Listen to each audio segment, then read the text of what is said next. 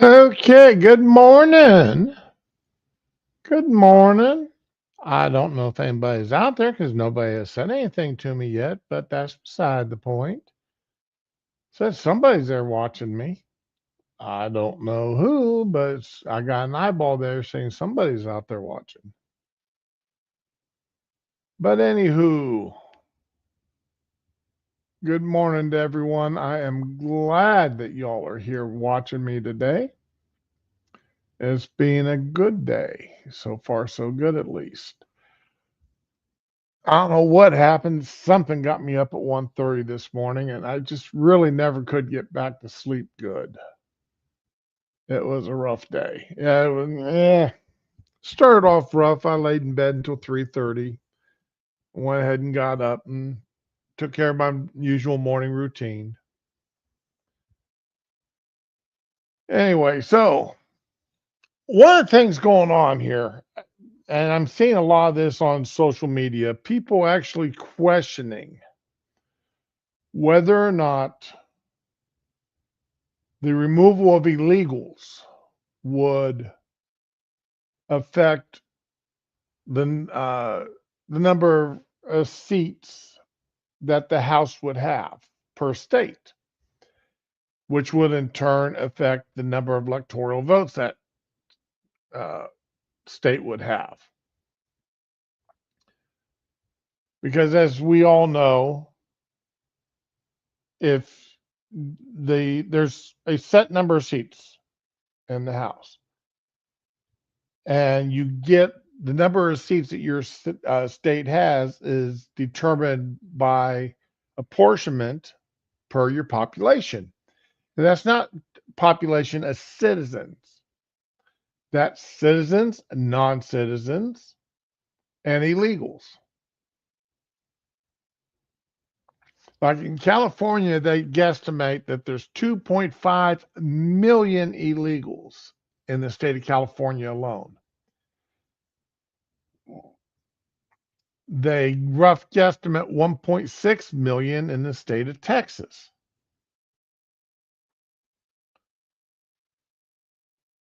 Now, they're also saying that that's 42% of the illegals in the country.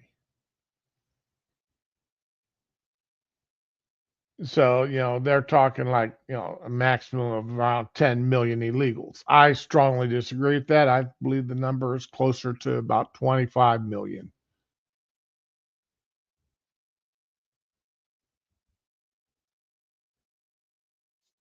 Because, I just, especially after the Biden years, I believe it's closer to 25 million illegals. I've, I've one guy that I trust. He honestly believes it's higher than over 30 million illegals in the country. Many of them having stolen identification, which if every employer used the uh, e-verify when they hired people, they'd be able to immediately identify whether or not the social security numbers or the EINs being given by the individuals were legit or not. But not there is no law saying employers are required to do it, so many of them don't. As told by that uh, construction company that lost what did they say 75% of their employees on one ice raid. Yeah, three-fourths of their employees disappeared on one ice raid. So anyway, let me show you what this apportionment calculator here that I've got. And I actually got posted a link to this in the description. I will post it again here if anybody wants to look at it. There it is again. So there's California and Texas right there, the very first two states. California, with as of the table set to the 2020 census results. And let's just assume that the population doesn't grow. Okay.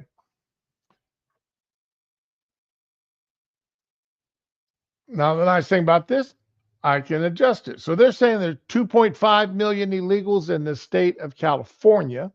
So let's take that from 39.5 to 37.0. Okay.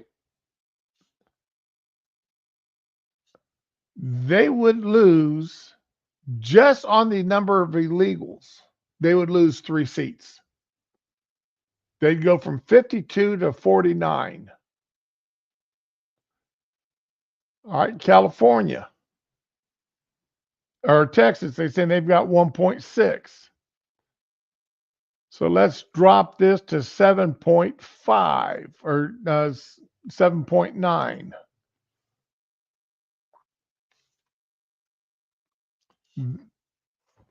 They would lose 2 seats.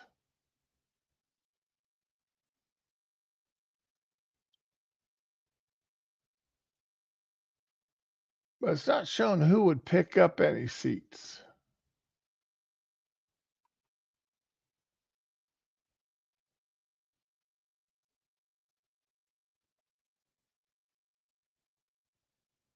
Oh, okay. I know what the problem is here. I'm not showing an increase in anybody else's. But anyway, just on the illegals leaving these 2 states, Texas.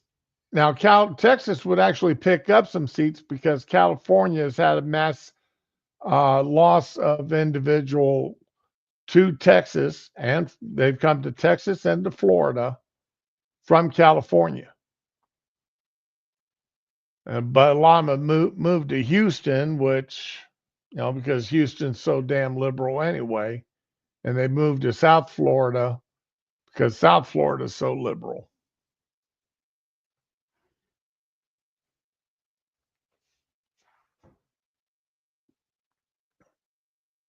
Which this next election, DeSantis will be having to be replaced because we've got 2-term limits.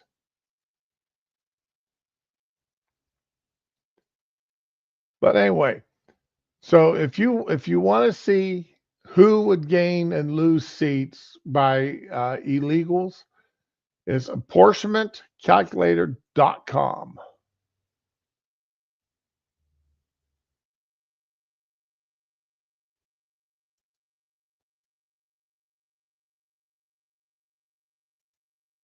And that will help you do what do the math that you want to do to figure who would gain or lose seats depending on uh, how many illegals they lose.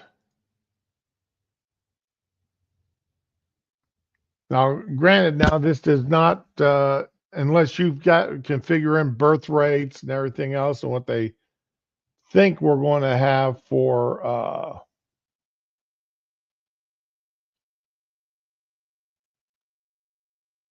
citizen, the number of people counted in the census.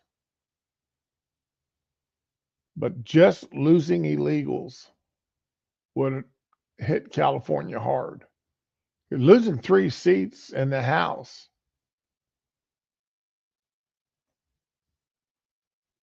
That's a radical shift because they would have to redraw all of their districts to account for it. And Texas probably, I don't know if they would actually, what would happen with Texas. Because California, like I said, a lot of people moved from California to Texas to get out of the crap hole that they're living in now.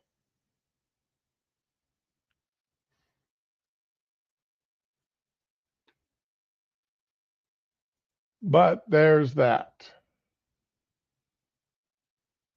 I'm sure with all the discussions online about this, and people, you know, not understanding how apportionment works.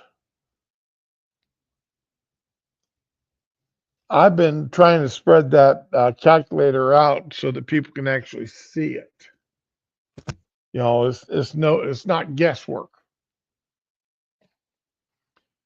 I do wish that they would that calculator would show an increase into other states. Because if you're going to keep 435, somebody else and two states lose 5 seats.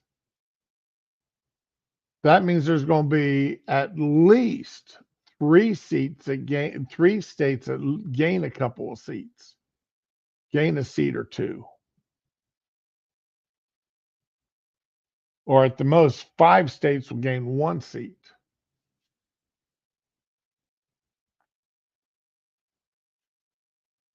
But anyway, there's that to play with if you want to. I know it's not perfect, but that was the best I could find. Okay. Again, it's the apportionmentcalculator.com.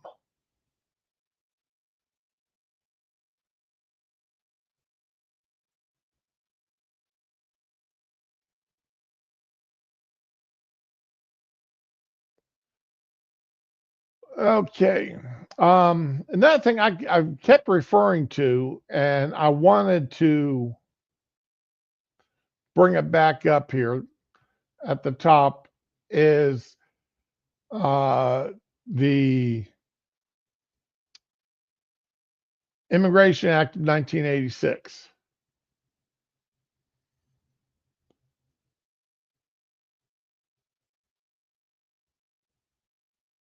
And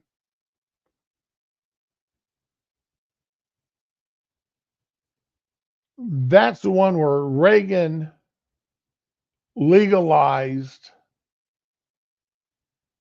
3.2 million, I think was the number at the time, illegals in the entire country.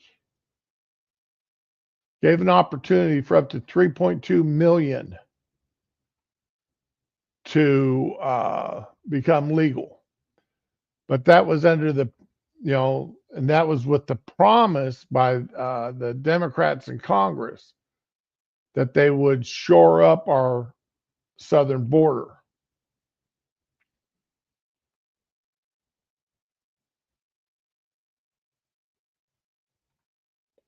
So what I want to do, I want to cover a few things here about it. This here's from an article in the Arizona Republic.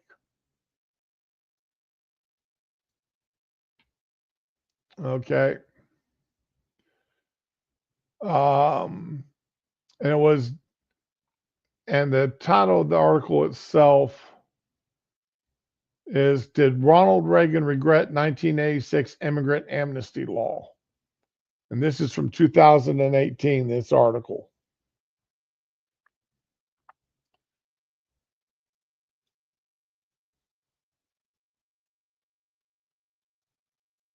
So, the Immigration Reform and Control Act of 1986, signed into law by Reagan on November 6th of that year, provided amnesty to nearly 3 million undocumented immigrants, illegals, who proved that they'd been in the United States prior to January 1st, 1982. Hey, morning, Mike. How you doing today? The law sanctions against employers who hired undocumented immigrants have never been vigorously enforced. And when they were, they received a strong backlash from business interests. So they just ignored the law. They ignored the parts of the law that caused any kind of trouble. We don't want to enforce this because people get mad at us for enforcing the law.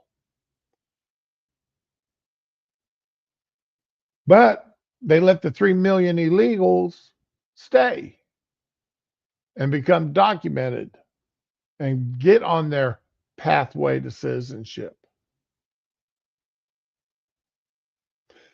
This is the primary reason I do not trust Democrats when it comes to immigration reform, because they have never kept their promise. This was their one chance, and they didn't keep their promise here, and they've done nothing to convince me, to show me that they would keep any promises in the future. They want to talk about the rule of law. Nobody's above it. But they were sure not enforcing it because they didn't want the backlash. And I don't care if it's business interests or not. The businesses, and they liked illegals because they didn't have to pay them as much. They didn't have to give them. They could work them as many hours. They could work them more hours. And if the people complained, turn them over to immigration and be done with it.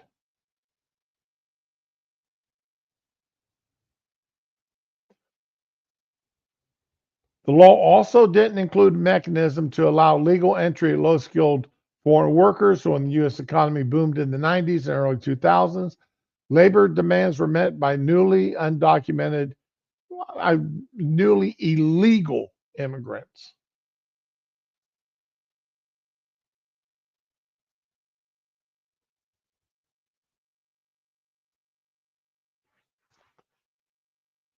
Reagan said, "Our objective is only to establish a reasonable, fair, orderly, and secure system of immigration in this country, not to discriminate in any way against particular nations or people.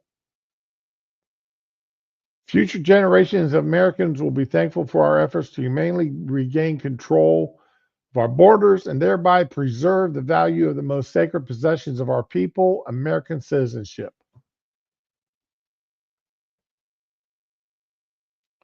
Reagan indicated he considered the 86 Laws Employer Sanctions Program to be crucial in preventing future illegal immigration. But if the law is not enforced, it's just words on a piece of paper.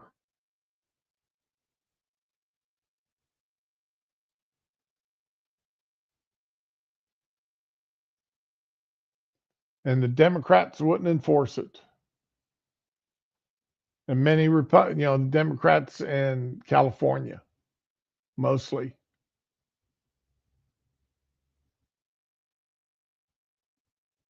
When the law is not enforced, it's meaningless, as we found with Biden. There's some things, I'm not excusing Republicans here who didn't enforce the laws. I'm not excusing any Republican who didn't enforce the law.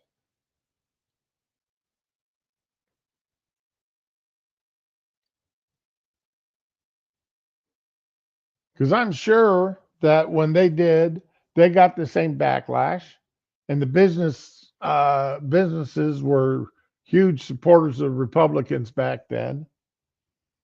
And I'm sure more than one business went to the Republican and said, if you start enforcing this law, we're going to stop donating to you. And these politicians are addicted to money. They're as addicted to money as cops are addicted to asking for your ID.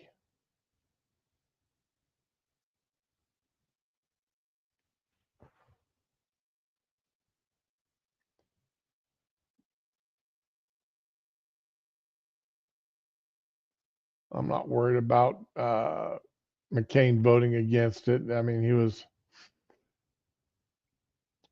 Now, One of the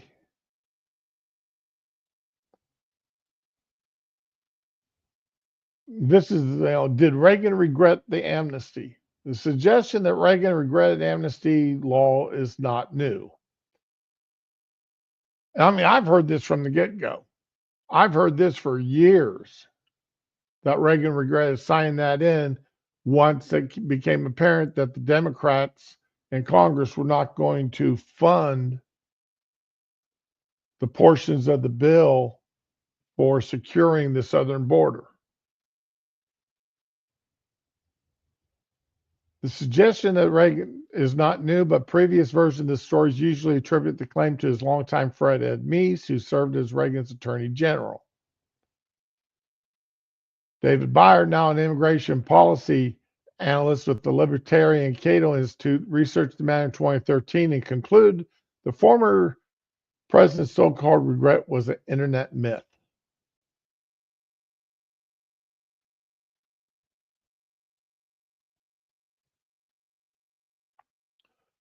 Breyer quoted Reagan as suggesting in the 1980 candidates forum, it was better to allow immigrants to come in and out of the country legally with work permits instead of talking about putting up a fence.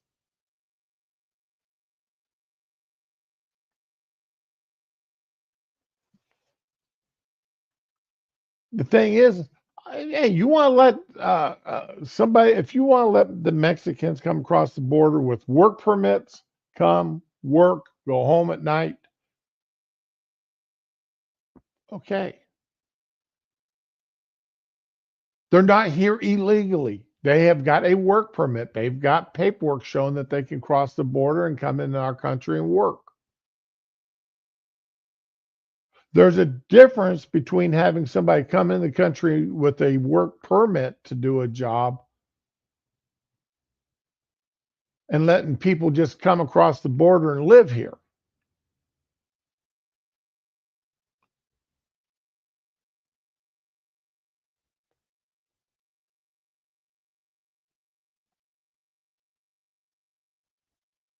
It seems Reagan would understand that his law failed to stop illegal immigration, not because we allowed people to stay, but because we refused to allow more to come. In his farewell address, he said he wanted America open to anyone with the will and heart to get here. Now he says that. Now Byer says that doesn't sound, which he wrote for the Daily Caller, that doesn't sound like regret. No, it sounds like it's first of all, Daily Caller's left wing. So he's going to take a left wing stance to that. I want the United States open to anybody with the will and the heart to get here as long as they do it legally. Hey, morning, Data.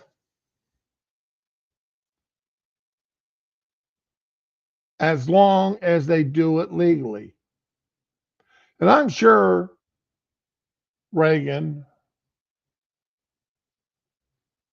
had the same opinion because Reagan was a law and order type guy. He believed in the laws and following the laws.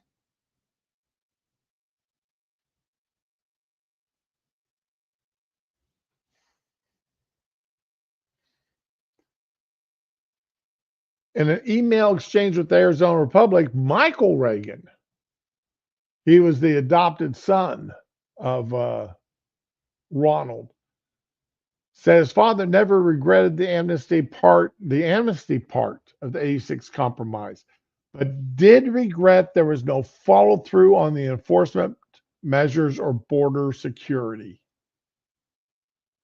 He would have held the Dems' feet to the fire this time because he would have learned.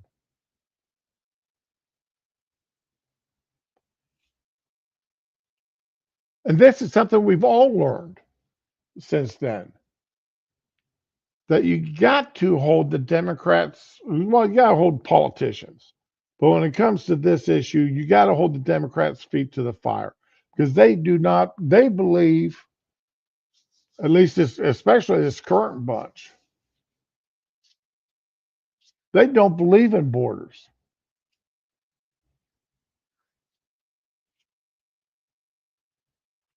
They simply do not believe in borders, except when it comes to their homes and their offices.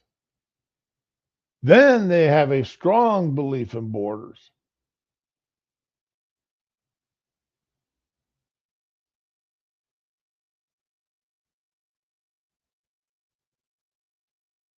Because if they didn't have that strong belief in borders then there would have been a lot of them people convicted of the January 6th uh, trespassing wouldn't even been brought up on charges. But the Democrats had a strong belief in borders to their offices. And I dare you to go to one of their homes. You ain't going to make it.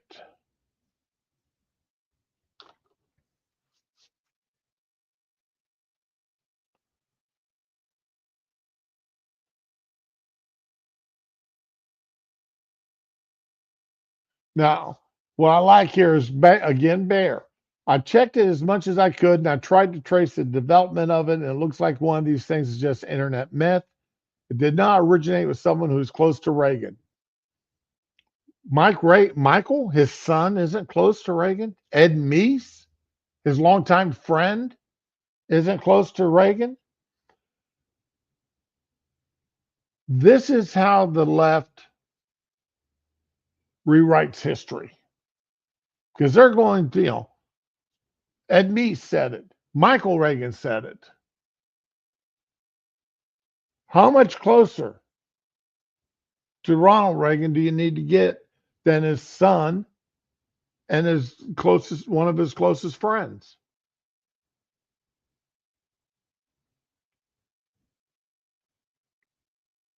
Now I looked, but I could not find anything on Nancy Reagan if she had a statement out about this, if she was ever questioned. I'm sure she was. I just couldn't find it because by the time I thought about asking Nancy about it, I was doing something else and forgot about it until I didn't have time to do a big time look into it. So I'm willing to trust what Ed Meese and Michael Reagan said, that Reagan did regret the bill as it was written and passed because the Democrats did not uphold their end of the bargain in securing the southern border.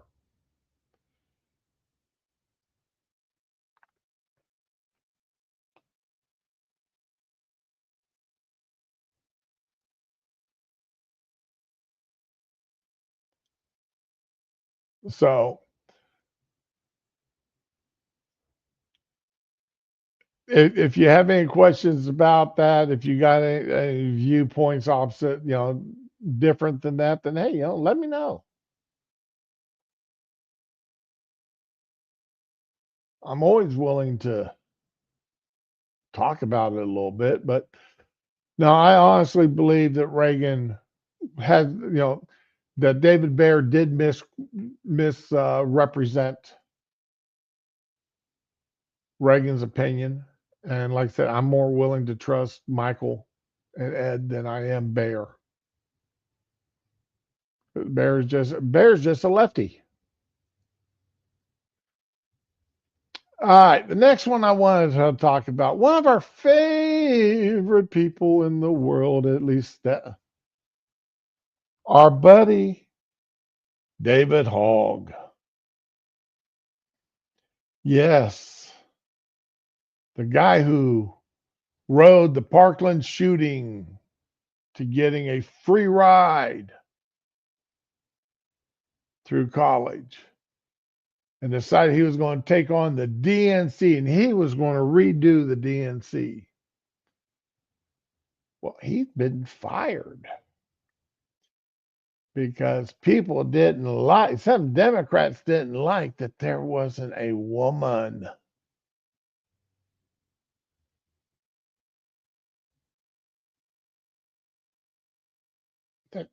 they didn't get the voting just right. David Hogg will not seek re-election to his Democratic National Committee leadership position after the party announced Wednesday that members had voted to redo the vice chair contest that him and Malcolm Kenyatta won in February. Ultimately, I've decided not to run in this upcoming election so the party can focus on what really matters, Hogg said in a statement. Now, see, Hogg has been making a lot of Democrats mad in the DNC because he's been going after the, if you want to call them this, more conservative members, elected members of the Democratic Party, and wanting to primary them to get more of the AOC squad type in there. If you're not fully progressive and past the progressive smell test, David Hogg and others there don't want you in the Democratic Party. Now, personally, I think this, I think this is a good thing in a way, because the further left the Democratic Party goes, in my opinion, the more they're going to aggravate the people in the middle and middle left to the point where they're going to vote for Republicans. Now, yeah, I'm sure we're going to get more Republicans in, like Murkowski and Snow, elected to office.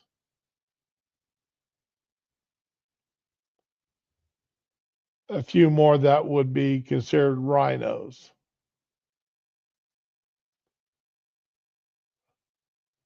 But I'm willing to accept that just to keep the Democrats and that progressive bunch out of control.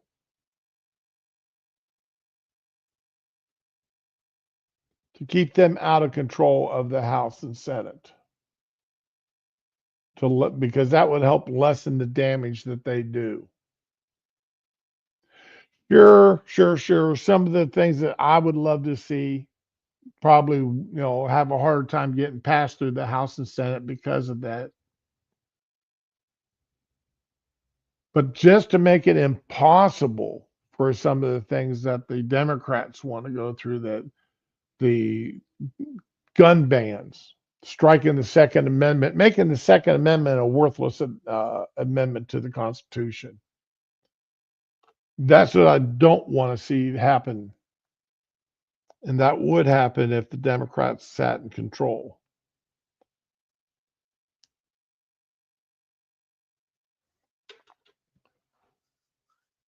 The outgoing vice chair has accused party leaders of attempting to oust him from his position over frustration of his plan to primary ineffective Democrat incumbents in safe seats through his PAC leadership, his PAC Leaders We Deserve. DNC members have argued that Hogg has mischaracterized the vote. The initial challenge in how the committee was handled in February. Vote for two vice chairs was made in late February, months before Hogg announced his primary initiative. Still, members' feeling towards Hogg and his ongoing public dispute with party leaders loomed large over the vote. The proposal held the new election past 75 to 25, with 89% of the DNC voting.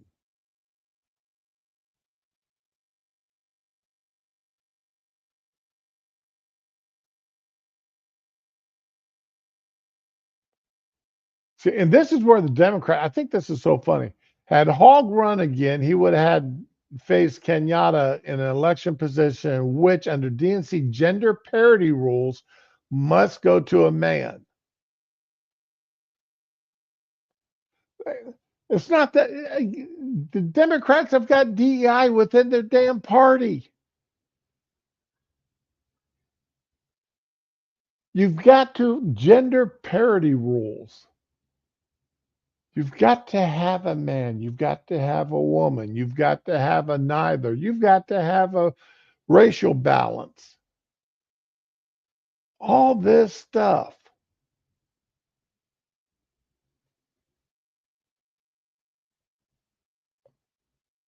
And again, I think that helps the Republican Party in the long run because the Democrats aren't voting their best people into positions of power within the Democratic Party.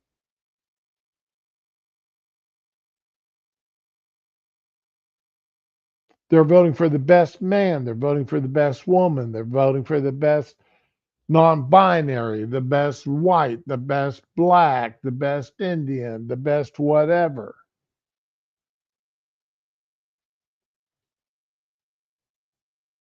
rather than just voting for the best period, the best people, period.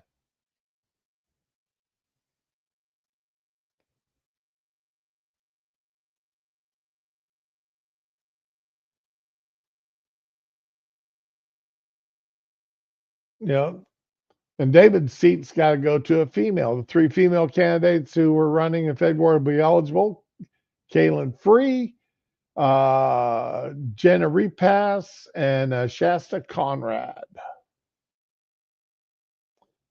Now, separately, the DNC is also weighing a new proposal put forth by Martin that would officially require elected party members to stay neutral in primaries. You know, because they had an unofficial rule that had been violated in the past, but they really got pissed off when David Hogg was going out there and pushing for primaries on people who weren't progressive enough. They didn't fit his idea of what the Democratic Party should be. Now, it's sad to say that the Republican Party today is the Democratic Party of the 50s and 60s.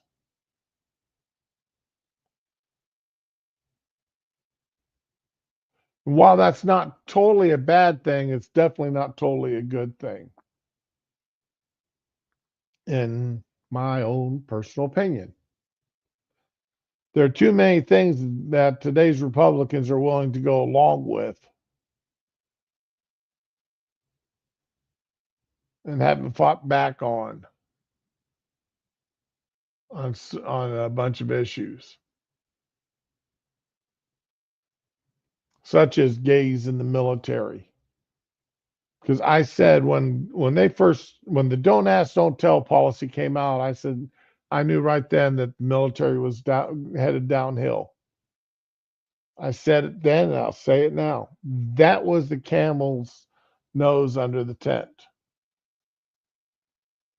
to the point that up until here, very, very recently, people could be openly transgendered, men walking around in women's uniforms, demanding that the military, i.e., the taxpayer, pay for their hormones and surgeries and everything else.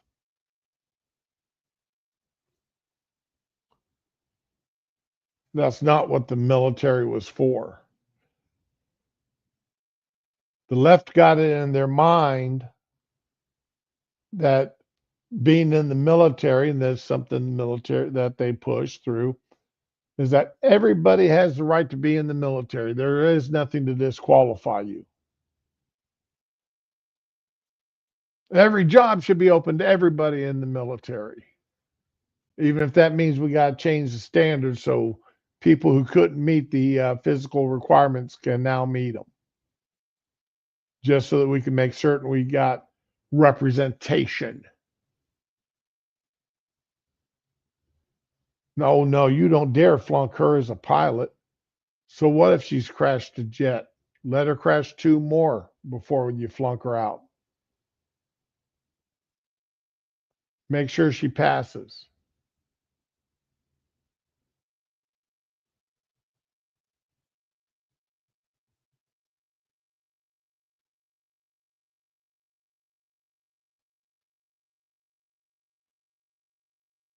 So, oh, wait a minute. You're saying now that we got women in these positions, traditions that were in that unit for decades now have to change because she doesn't like them, because it's suddenly offensive to somebody.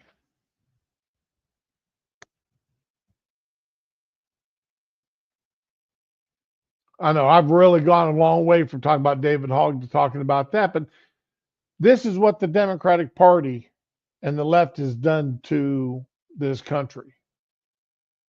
And this infight right now with and the Democratic Party today is just an example of where they're trying to lead the country tomorrow.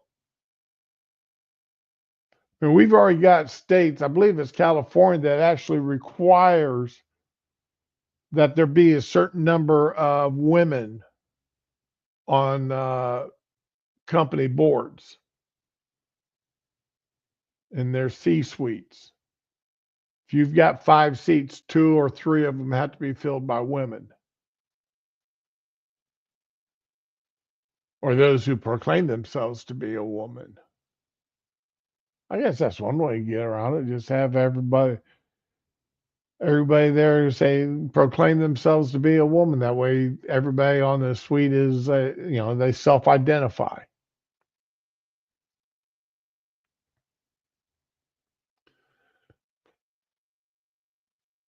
Okay, come back. Nope, didn't go far enough. There we go.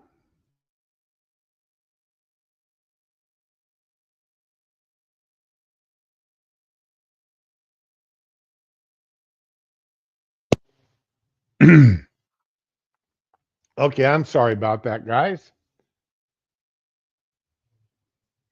All right, so let me see. I don't want to close that tab. I may want to come back to that.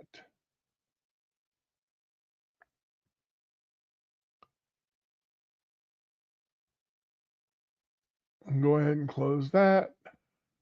Close that one. And close that. And I can close that one. All right.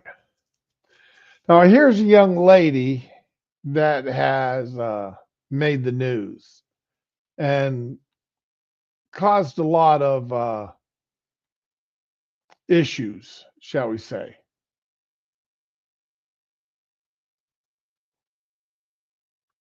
We are not pawns for Donald Trump's agenda. Why now?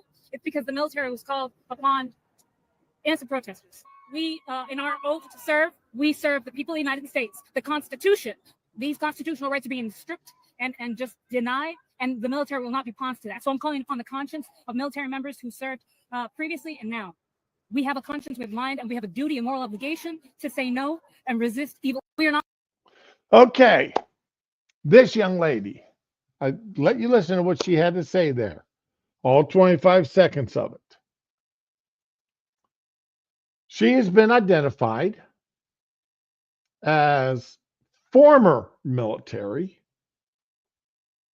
in the intel department. Now, she misstated a few things. For Donald Trump's agenda. Whoops. She misstated a few things, okay? First of all, when the at least enlisted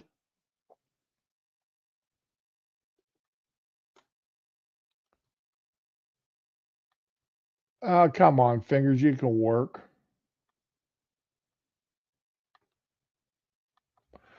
All right, the military enlisted oath of office. All right.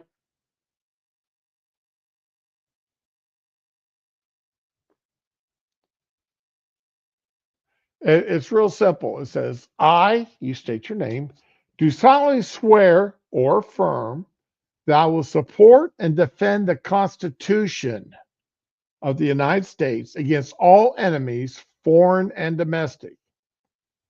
That I will bear true faith and allegiance to the same, and that I will obey the orders of the President of the United States and the orders of the officers appointed over me.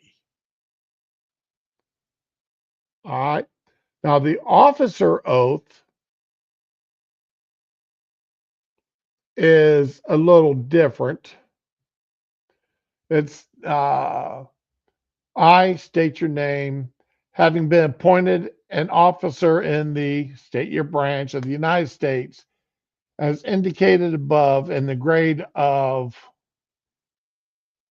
uh, and then then from there, it's in the grade of, you state the grade, do solemnly swear or affirm that I will support and defend the Constitution of the United States against all enemies, foreign or domestic. That I will bear true faith and allegiance to the same.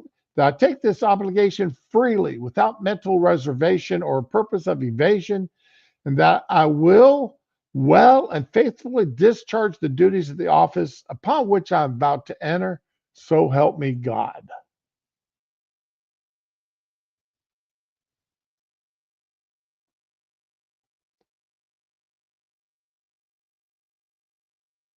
So there's the two oaths. And this woman here swore that oath. Now, she is no longer active duty.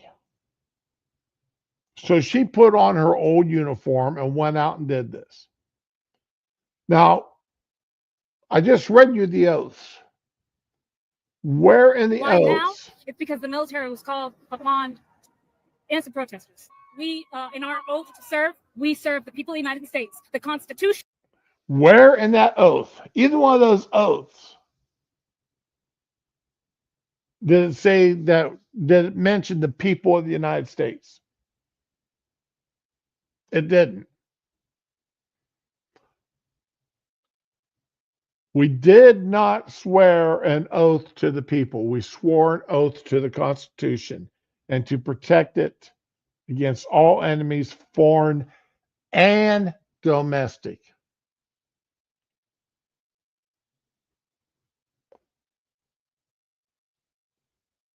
People who are rioting, damaging federal buildings, attacking federal officers, invading the country,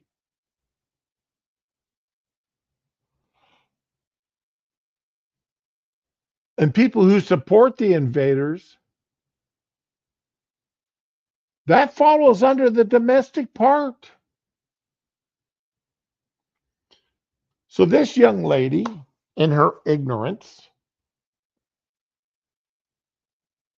and see, she made several mistakes here besides what she's saying, has really opened herself up to some problems. All right. Now, I had heard, but I could not find anything hardcore, that she only recently got out of the military within the past year. The problem is when you enlist in the military, I don't know how long she was in. That's something else. I don't know how long she was in.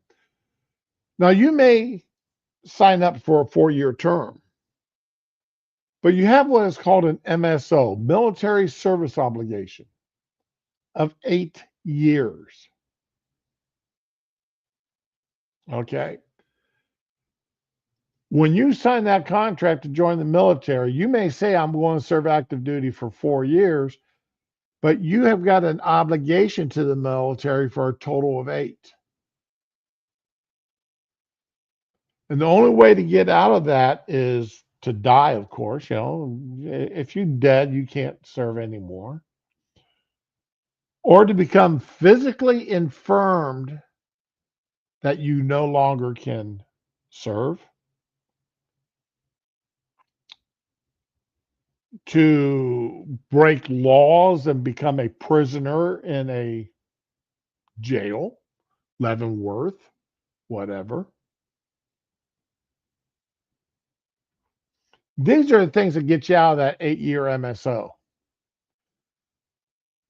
But other than that, and the thing is with this MSO, it's been done very rarely, but it has been done. People recalled back to active duty during that 8 years, during during that 4-year obligation, that MSO period. And that's assuming she served 4 years active duty. Okay.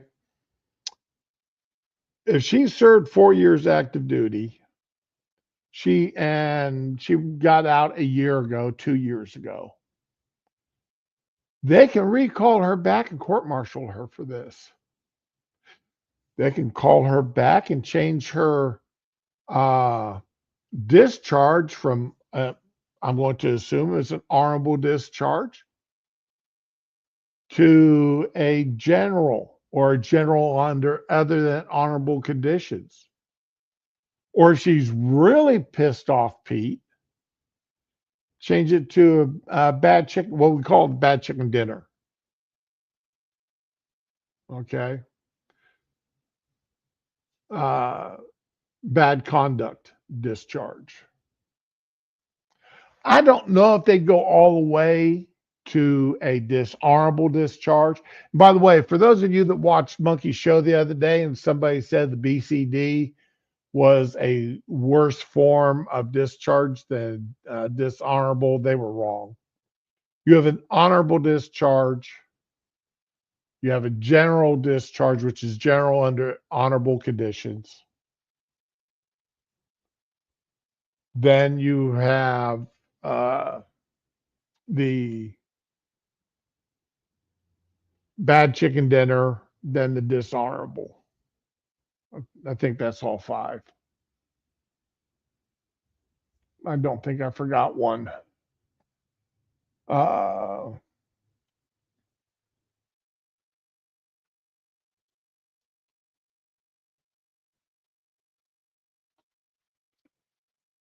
Make sure I got those right. And that's not including the medical. Okay, it's honorable, general, entry level, medical, other than honorable, bad conduct, dishonorable. Then for an officer, there's a dismissal. So, uh, so be honorable, the general,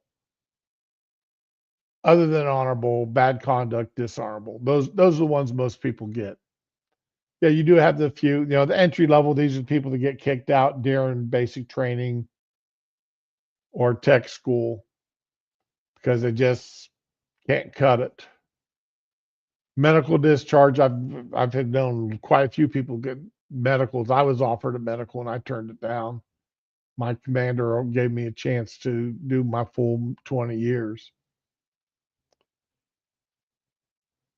I've known a couple people with other than honorables, and I've known a couple with the bad conduct. I don't think I know anybody that got dishonorable. Well, no, I do know a guy who got dishonorable. Um, but then he also spent seven. I know two people. One of them spent 7 years in Leavenworth. I'm not certain how much time the other guy spent in Leavenworth. So this young lady see, the thing is she put on that uniform. Then she's calling for other active duty members to basically go turn into an insurrectionist and to disobey the orders, the lawful orders of the President of the United States.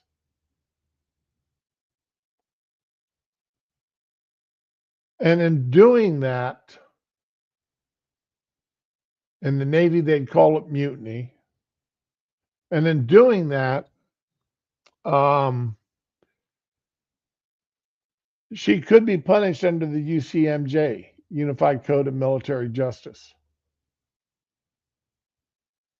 She even put on her BCDs, and most people got rid of those BCDs as soon as they possibly could. BCDs, those are the glasses she's wearing. We call them BCDs, birth control devices, because no guy was going to have any sex with anybody if he was wearing those things.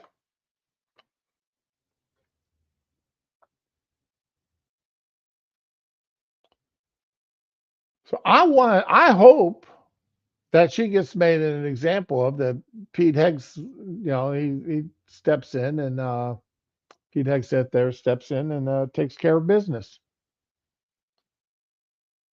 I really do. I hope that she's still within her MSO and gets called back to active duty and is appropriately punished.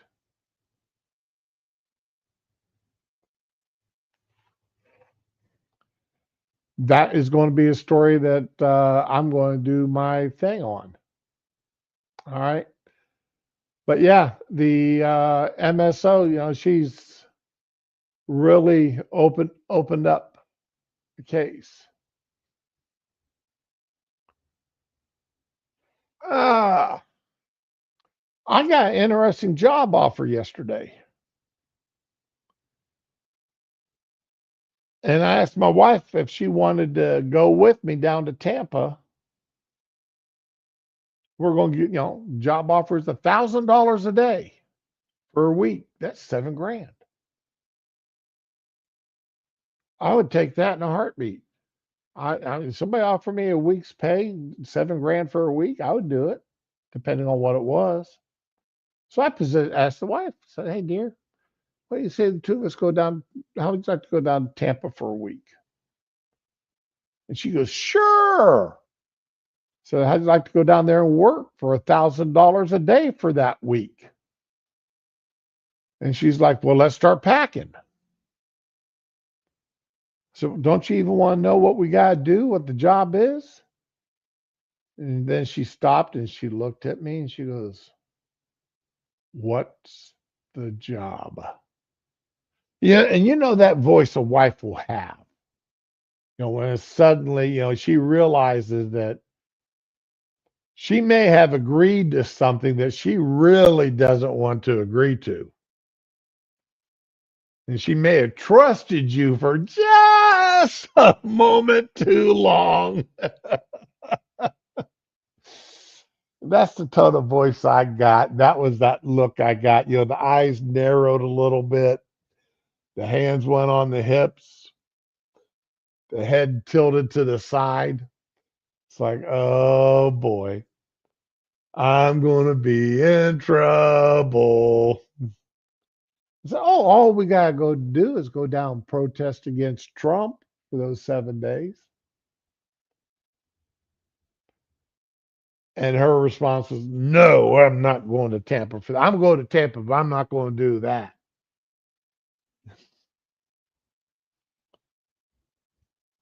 I started laughing.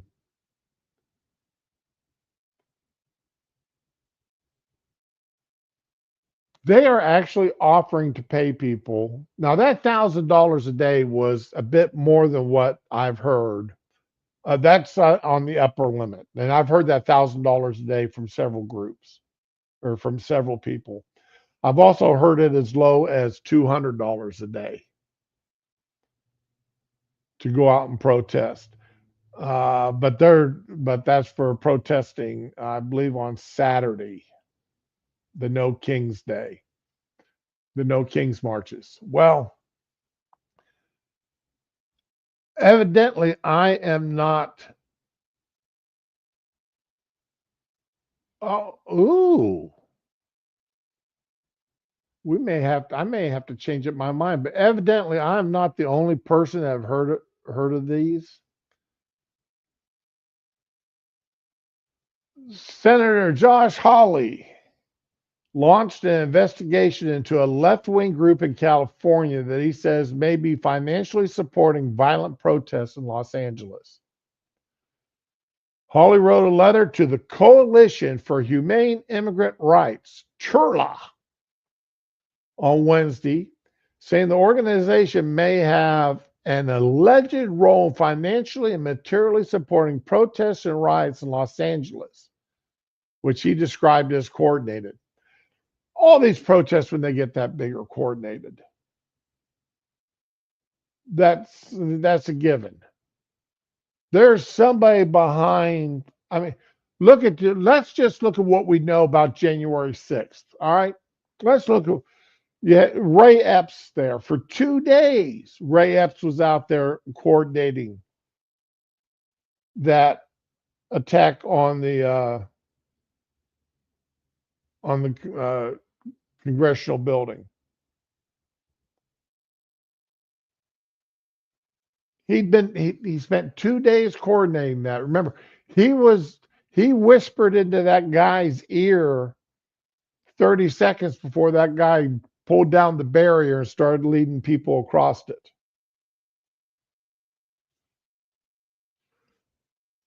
into the congressional building there. So these things are coordinated. There are people leading these things, and there are people who, and they're getting paid and paid good money to do it because they do run the risk of getting arrested. So they're getting paid pretty good, but most of them are true believers, and that's a you know that's a skill level award to get arrested.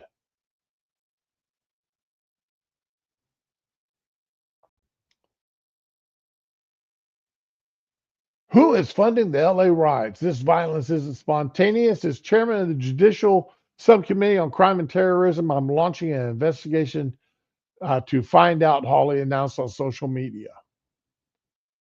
The letter addressed to Churla Executive Director Angelica Salas notes that credible reporting has indicated the organization has provided logistical support and financial resources to individuals engaged in these disruptive actions.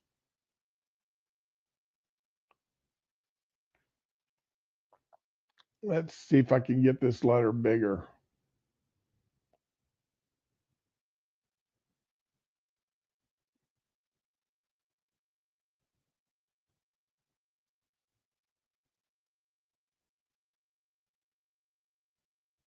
Oh, what did I do here?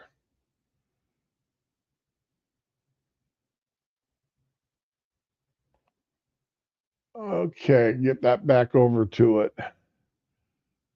I guess that's one way of screwing things up, isn't it? Well, I've screwed the pooch on this one.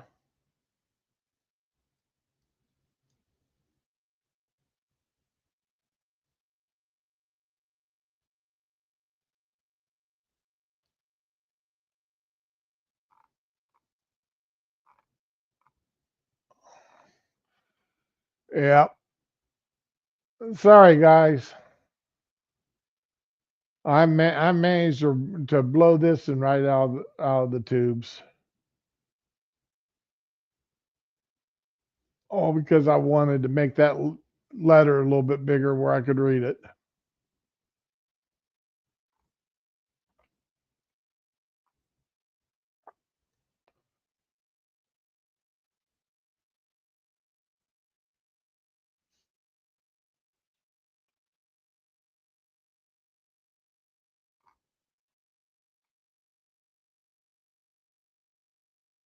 Okay. And it looks like I may have gotten it back.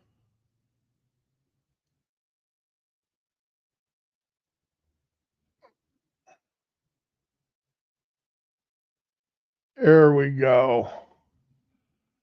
I was able to get it back. Surprise, surprise. Bought and paid for in position. Yep.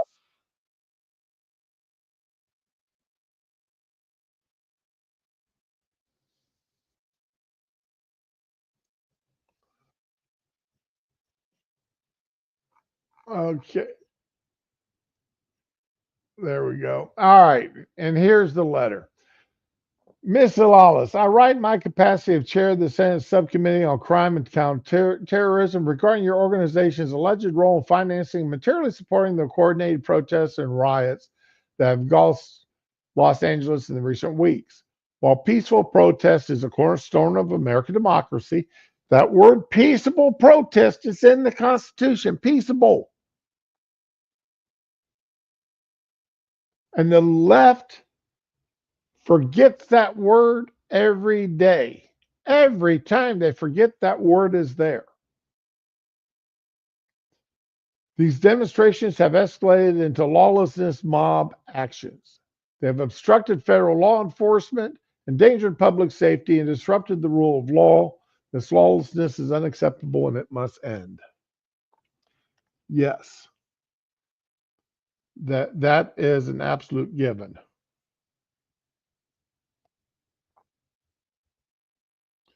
Credible reporting now suggests your organization has provided logistical support and financial resources to individuals engaged in these disruptive actions.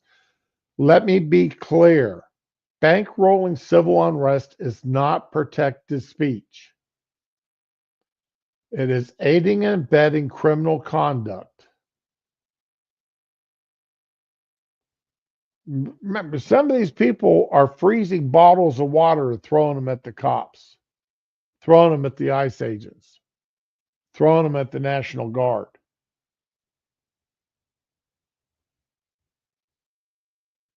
That can cause a lot of damage if it hits you wrong. Accordingly, you must immediately cease and desist any further involvement in the organization, funding, or promotion of these unlawful activities. Furthermore, please preserve the following records from November 5th to present. November 5th, 2024 to present. All internal communications, including emails, text messages, chat logs, and messaging applications relating to protest planning, coordination, or funding. All financial documents related to the protest, demonstrations, or mobilization efforts in Los Angeles or elsewhere relating to immigration enforcement. All third-party contracts or vendor agreements, including any arrangements with event organizers, transportation providers, security. Remember, a lot of these people are bussed in. Security personnel or communications consultants relating to immigration enforcement or the Los Angeles protests or similar protests elsewhere. Grant applications and funding proposals that relate to or reference immigration enforcement, because they do get federal and state funds. Travel and lodging records for individuals or groups, supported or reimbursed in connection with protest activities. Media or public relations strategies, including talking points, press releases, and coordination with journalists or influencers related to immigration protests. And the donor list. Failure to comply will result in additional action by this subcommittee, including potential referral for criminal investigation. Sincerely, Josh Hawley, Chairman, Subcommittee on Crime and Counterterrorism, U.S. Senate Committee on the Judiciary.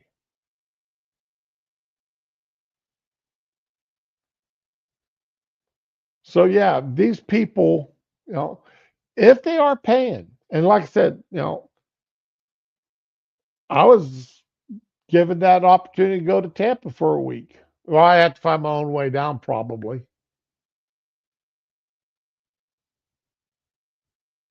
$7 grand come in real handy. My bank account would love to have $7 grand in it right now. Because the wife and I are doing some landscaping around the house. And just as an aside here, guys, okay? Um, I got a package deal battery operated pressure washers. Okay, the one that takes the small 18-volt battery. It's all right for like washing cars, hosing off furniture, something like that. Okay. But I mean, to try to really clean your sidewalk or your driveway or something, it really doesn't have enough pressure to do it unless you got a lot of time and several backup batteries. Then they got the big 40-volt one. And I'm like, okay, this thing, man, it puts out a lot of pressure. But unfortunately, The battery only lasts 15 or 20 minutes, I would say. I didn't time it, but I went through 4 batteries yesterday trying to do my sidewalk and front patio. And I got the sidewalk done and maybe 10 or 15% of the patio area. Now, granted, it's been a couple of years since since I pressure washed these, but man, I fully expected better than what I got.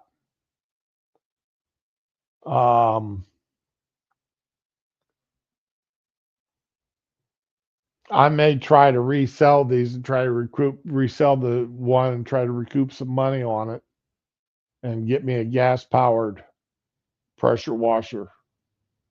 So, but yeah, don't expect these battery powered pressure washers to last if you've got a big job to do. And and I really didn't think doing my driveway. And I'm not doing the driveway. I'm just doing the patio. Probably a 20 by 20 patio. It's really not that big. Fits a couple benches, uh, charcoal barbecue or grilling area, and the wife's plants. And that's about it. So take a lesson from me. Learn from my mistakes. All right, so I'm going to close that.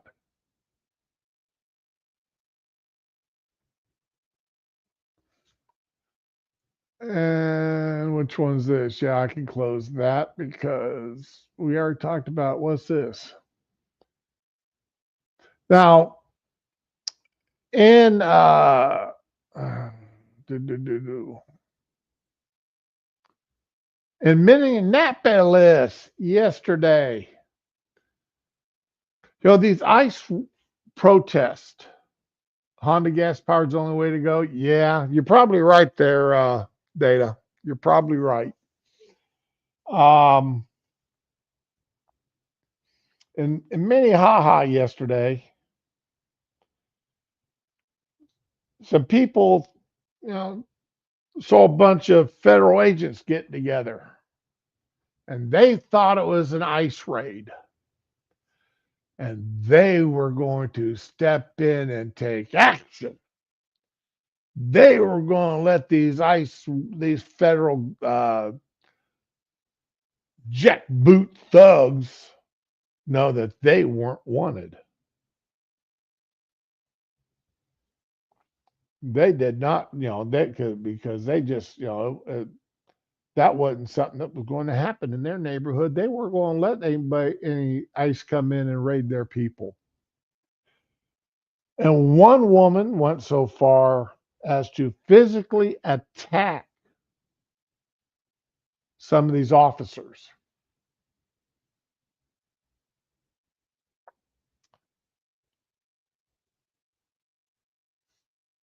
Now, I wish they got released the video, but they didn't.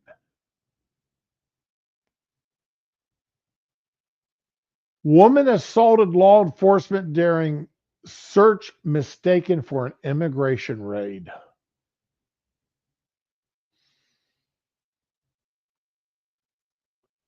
This young lady right here, Isabel Lopez. Federal charges accusing a woman of assaulting law enforcement reveal more information about a search warrant execution last week that was mistaken for an immigration raid.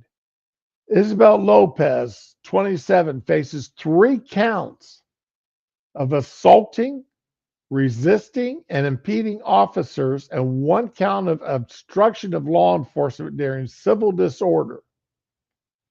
These are federal charges. These aren't local charges. These aren't state charges. These are federal charges this woman's got. Law enforcement agencies were executing 8 federal search warrants across the Twin Cities on June 3rd.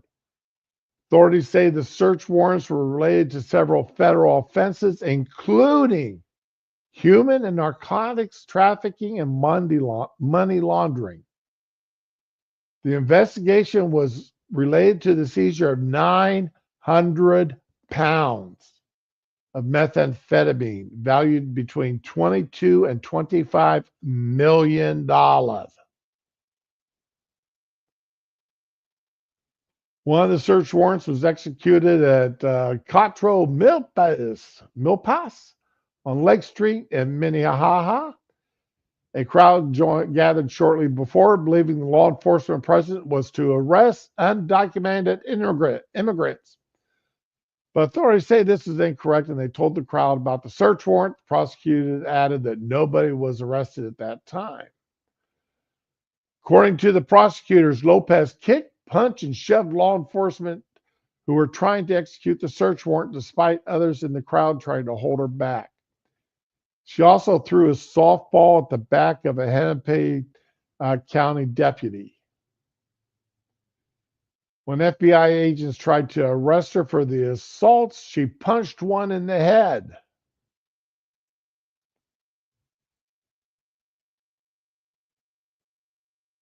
According to the court documents, the methamphetamine was seized from a storage unit in Burnsville. Lopez does not appear to be tied to the underlying investigation.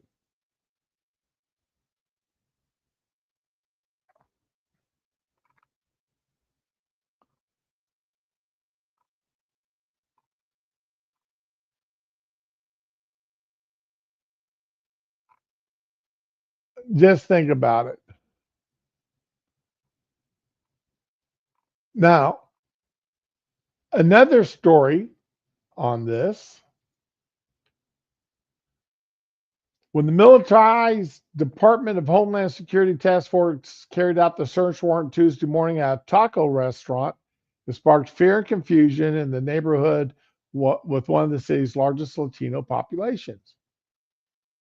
Word spread quickly that ICE was among the numerous federal agencies present, and prompting the speculation the raid was related to immigration enforcement.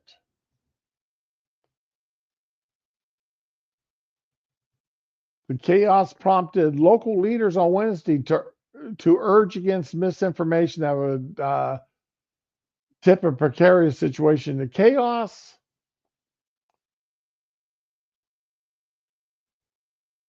there's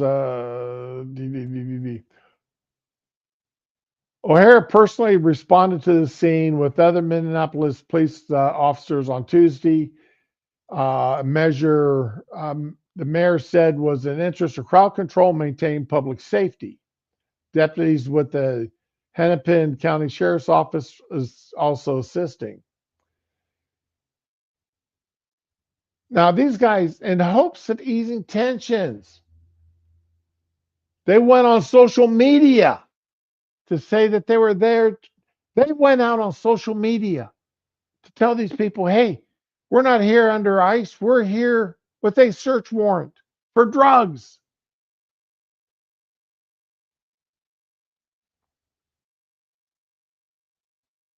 Several people who saw the ICE officers at the scene, including Minneapolis City Councilman member Jason Chavez, were skeptical. They tried to lie about the ICE presence, MPD closing off the area. This is completely wrong. Hennepin County Sheriff Dwana Witt said her office is part of the operation, including a deputy assigned to human trafficking. That's why ICE was there, because of the human trafficking.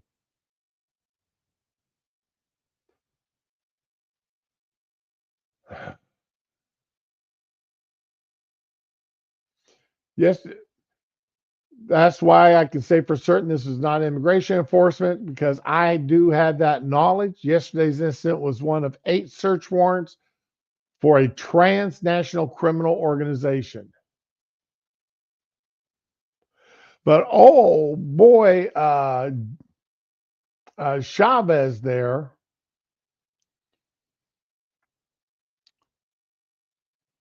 Chavez defended his rhetoric during Tuesday's incident and said MPD's crowd control tactics were akin to assisting ICE. From my perspective, it felt like fear and intimidation were the point.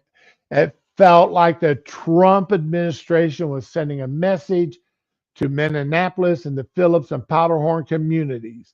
And to see MPD right there alongside those federal agents felt like the ultimate betrayal. I'll guarantee this guy's a Democrat.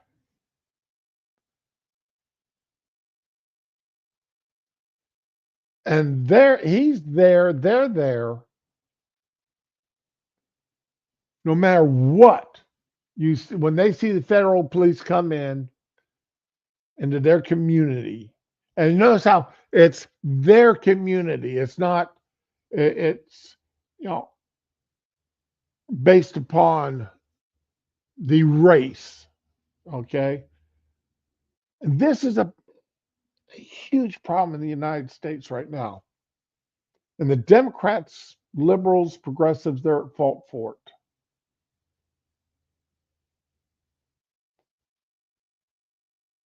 Everything boils, we've got to have a black this.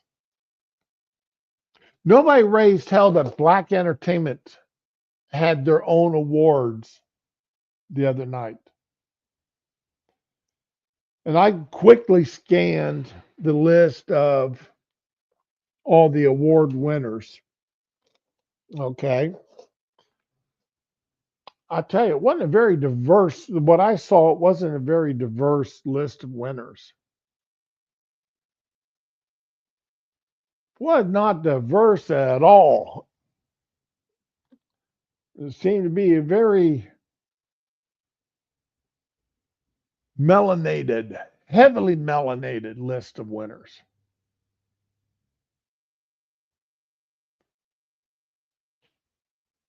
But everybody's divided up by their skin colors.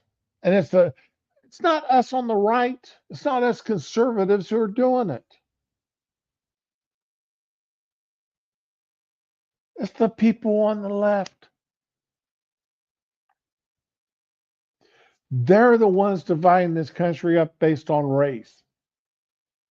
They want to divide us up based on race, divide us up based on our gender, our real genders, men against women.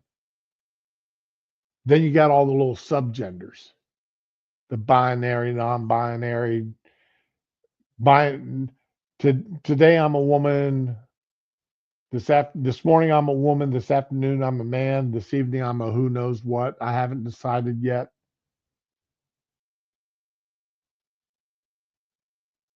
I'm nothing. I don't have a gender. How can you not have a gender? I mean, I can almost understand, the wrap my mind around the idea that, this morning that somebody feels like they're a woman when they're obviously physically not. But how can I can't wrap my mind around the fact that somebody says, I'm not a woman or I'm not a man, I have no gender. Now you can say, I'm not interested in sex. I'm not interested in having sex with anyone. I'm going to live my life this way and not have sex with no one and be happy about it. And hey, okay, whatever flips your boat. But that doesn't mean you don't have a gender. But this is where the left has pushed us to. And this is why, in a way, I'm glad that the left is the left is getting so screwy that they're even eating their own people, like David Hogg.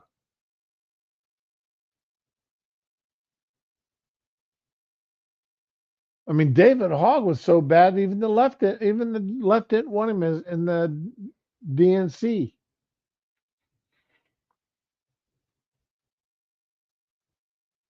I wonder if he realizes, going back to old David Hogg there, I wonder if how he feels about being kicked out of his position because he's not a woman, or because he's not a woman, or he's not black, or he's not transgendered, or something like that.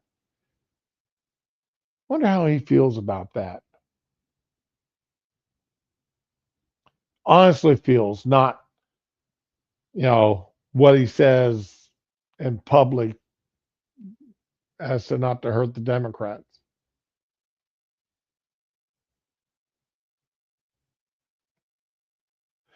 And something else again here.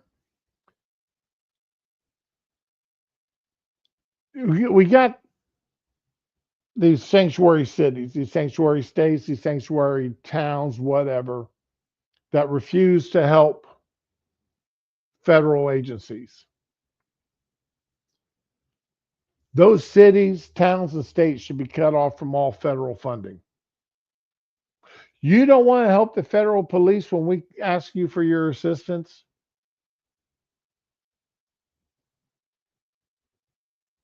Then you don't get any federal money. Part of the reason why we give that money is because on occasion, we need your assistance. And we want to make sure you have got the equipment. We want to make sure you got the manpower to assist us when we need it. You don't want to assist us, you don't get no federal tax dollars. Plain and simple.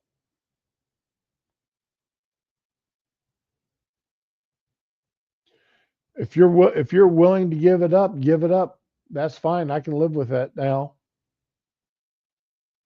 Oh, you want to buy military surplus? Sorry, no, you can't do it.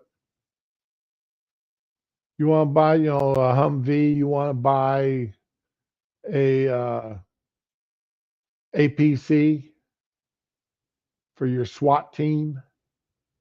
Nope, sorry, you can't get one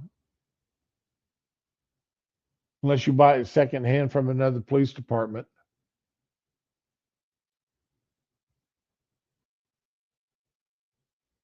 But you're not buying one from the federal government.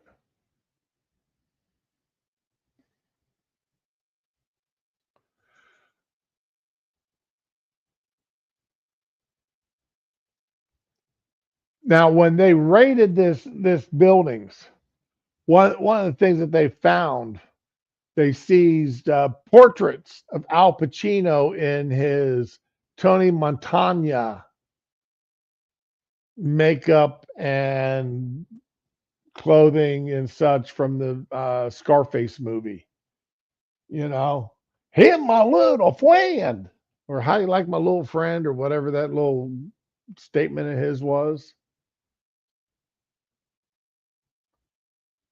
Yeah, I that's the first movie I ever walked out of, was Scarface. I've yet to see the entire movie. That movie, I felt it was so bad I walked out of it.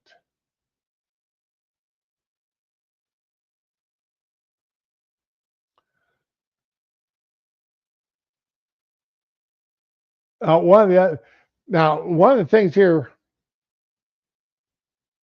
where is this here? Now, this guy goes into a building. You see how he's dressed there. He's wearing security. Okay, he's all dressed in black, wearing a pair of sunglasses. He's got a vest on there, and it says security. And I can't really make it out as something enforcement agent. I can't make out the first word. Okay, that may be it looks like it may be law enforcement agent. Okay.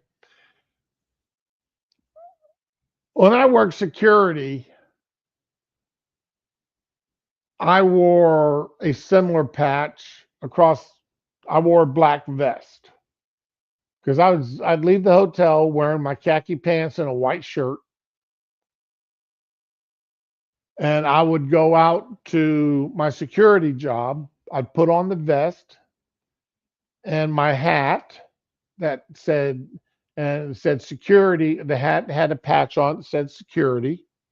Then across the vest, across the back of it, I had this patch velcroed on, said security. Then I had a little thing on my, on my chest, said security. I ordered them off of Amazon. I sewed them on. I velcroed them on, and that's what this guy is. I mean, he he's not wearing anything that says immigration on there. You, okay?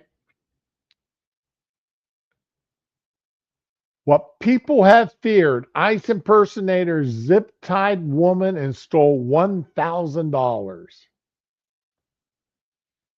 Any criminal can now put on a mask, say it's from ICE, and conduct any crime, one group warned. Bull. Now, this here's from a left wing organization called Common Dreams.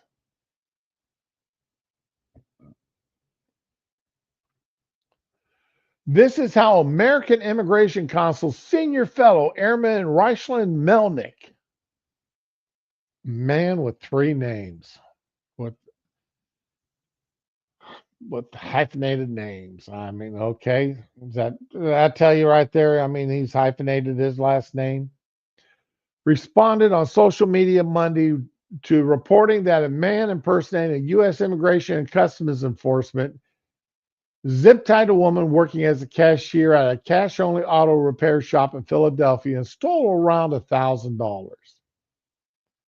The incident comes as Republican U.S. President Donald Trump tries to deliver on his campaign promise of mass deportation, sparking protests, including in Los Angeles, where Trump deployed Marines and federalized the California National Guard.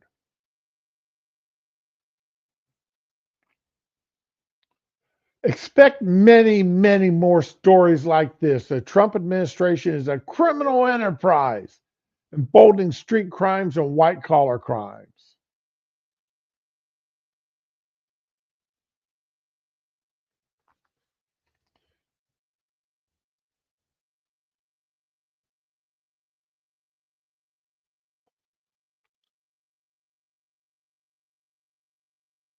Now, do I believe this actually happened? Yes. I'm not going to say this woman's lying. And you can go on Amazon and you can order stuff to say ice. There's people doing it and then go over to,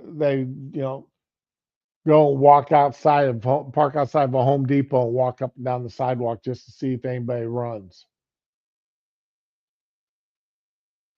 They do it for YouTube videos, YouTube and TikTok videos, and laugh about it. And any day, I expect one of them to get shot, get beat up, because that's pure stupidity.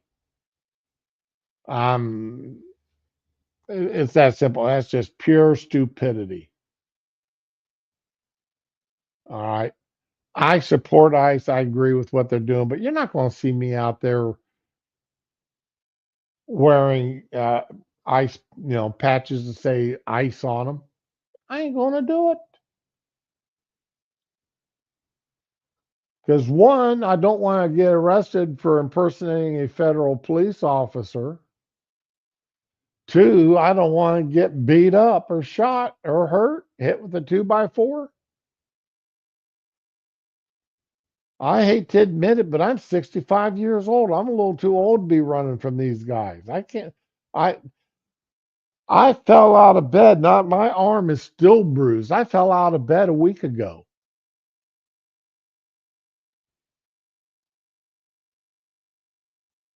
And my forearm, or up, not my forearm, my upper arm, my bicep is still bruised. And honestly, I thought I broke my foot.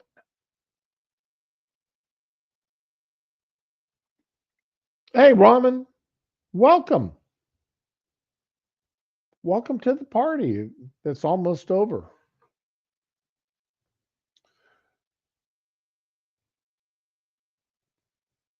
Right next door to the Philly Police Department Northeast, detectives on 15th Street, a man posing as an ICE agent walked into a car repair business where the woman, originally from the Dominican Republic, was working Sunday. He kept saying he was an immigration officer. The man with the badge and tactical vest zip tied the woman's arms behind her back and took all of her cash.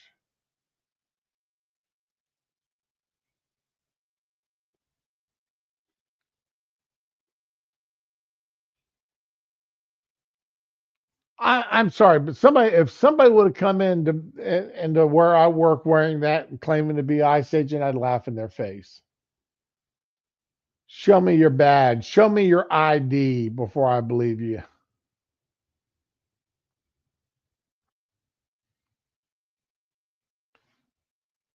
Journalist Ryan Grimm said early Tuesday this type of crime is now possible because ICE agents insist on going around like masked thugs.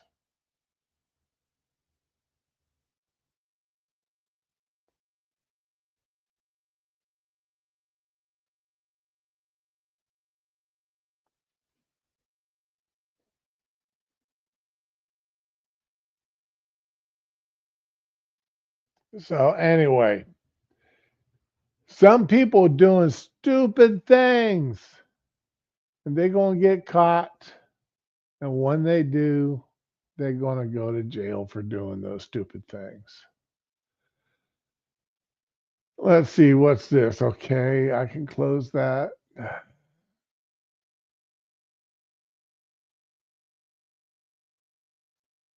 Close that one. What's this? Oh, okay.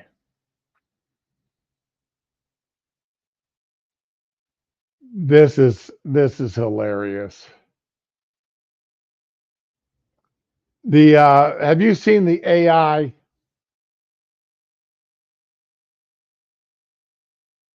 Have y'all seen the what people are doing now with AI?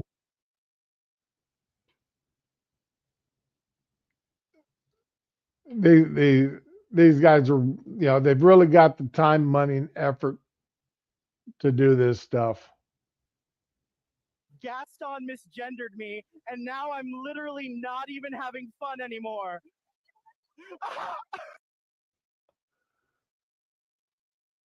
That is, Gaston misgendered me, and now I'm literally not even having fun anymore. I had to show this one because of making fun of Lily Tino. I want to see that guy in jail so bad. I want to see him brought up on charges so bad for taking pictures in the women's bathroom. I really and truly do.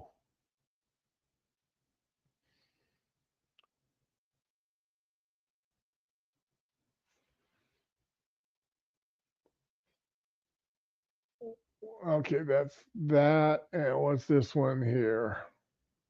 Oh, that's for now. Yeah, I know tomorrow is Friday, and we normally we don't talk politics on Friday, but tomorrow I'm going to have to. Part of tomorrow is going to have to be talking about some protests that are going on. Uh, and I really wish I streamed on Saturdays because this Saturday ought to be interesting. But anyway, anywho, guys, that's all I got for the day. I want to thank anybody for coming out and listening to me.